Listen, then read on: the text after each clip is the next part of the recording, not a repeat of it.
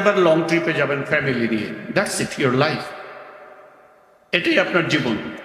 এটাকে খুব সুন্দর সুখী জীবনের একটা ছক যদি আজকালকার মানুষকে আঁকতে দেওয়া হয়, তাহলে কেমন ছক আঁকবে? এমন না? এই ডিজাইনটা মূলত তাদের করা, যেন আপনারা তাদের গোলাম হয়ে দীর্ঘদিন থাকেন এবং তাদের সাম্রাজ্যবাদ টিকিয়ে রাখার জন্য যেন তাদেরকে আর কোনো দুশ্চিন্তা করতে না হয়।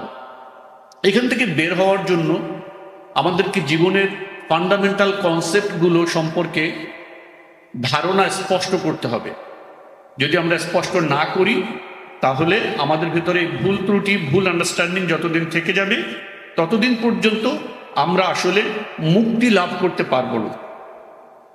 মুক্তি লাভ করতে পারবো না। আপনি স্থানীয় জুলুমি শাসন, আন্তর্জাতিক সাম্রাজ্যবাদী শাসন, এই সকল কিছু থেকে যে আপনি মুক্তি লাভ করবেন, এর প্রথম মুক্তি হবে মূলত আপনি নিজেকে আগে মুক্ত করতে হবে। নিজেকে কি করতে হবে? মুক্ত করতে হবে। কিসের থেকে বলেন তো? জানেন?